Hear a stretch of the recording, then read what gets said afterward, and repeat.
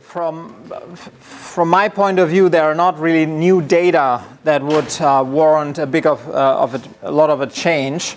So let's go right into what I think gives us most of the evidence, and that's already 2007, as way back as 2007, the meta-analysis by Bridge et al. So nothing much has changed since.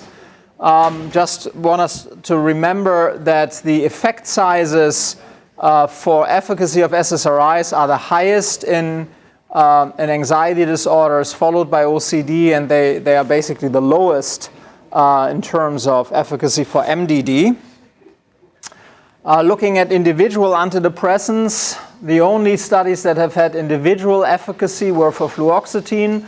So whenever the Hedges G, the 95% confidence interval doesn't cross zero, it's significant. So out of the 4 studies, 3 with fluoxetine were significant, and the pooled effect size is also significant. But for paroxetine, 2 negative studies, 3 negative studies, and pooled it's negative, even when you pool this together.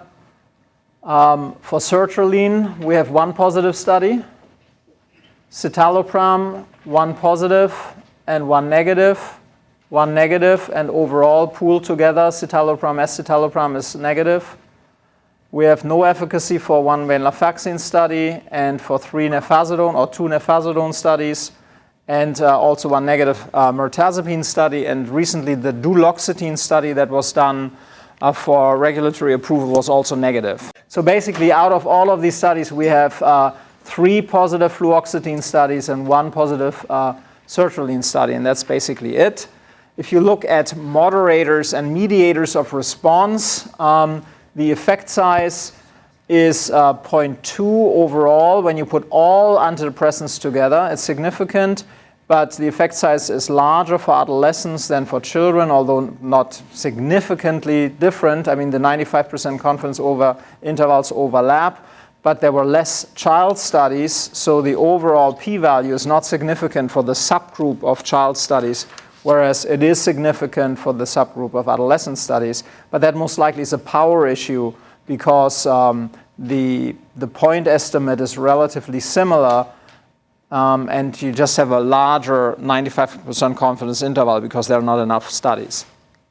Other mediating factors were if you have a lot of trials, like in these regulatory approval studies where you have more than 25 sites, you have a problem with raters not being as well trained, and basically your accuracy goes down. So that was a significant factor. Study location, ex-US studies also didn't do that well.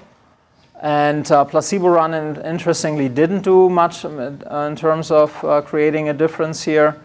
SSRI or non-SSRI did not seem to make a difference. And the episode number was a clear determining factor. So although both were significant, if you had a longer episode, patients didn't respond as well. Okay, so we need to move in early is the message here. The longer kids are sick, the worse it is. And SSRIs had a stronger effect size, but it wasn't significantly different. So the episode duration was significantly different. There was 1 meta-analysis that came after this, just a year later, had a couple more studies, but shows basically the same. The overall pooled effect size, number needed to treat, was 9.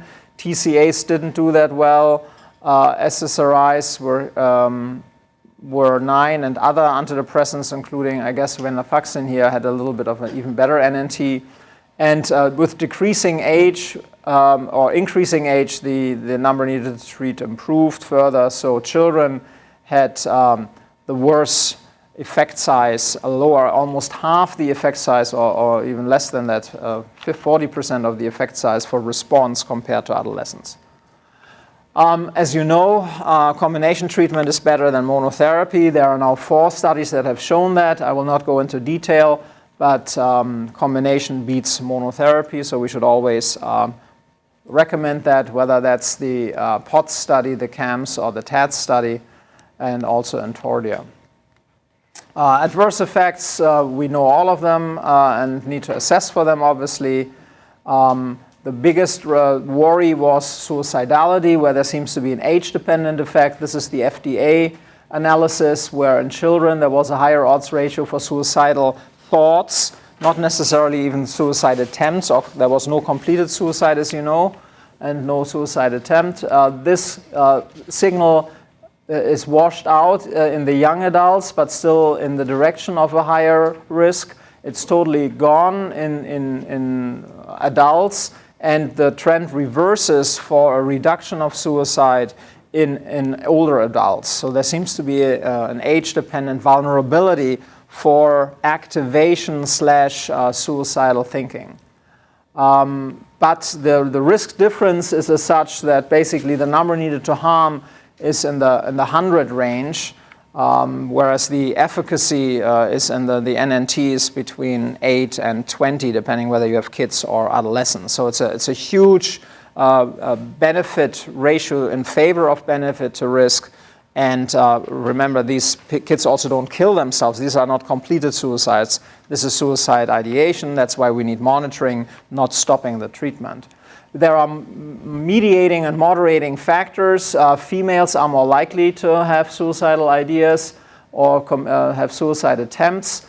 Substance use disorders, clearly. Psychosis has it. Any comorbidity in general. And psychotherapy seems to increase suicide.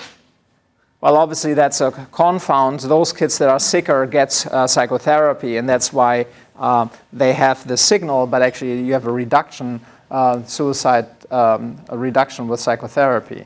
And there are regional differences. So if you know that study most likely, if you look at the timing of suicidal thinking and behaviors, and here suicide attempts, it's the highest before the antidepressant is actually used, so it reduces it overall, but kids on antidepressants versus non-antidepressants might have more suicidality because they're selection by indication for having more severe illness.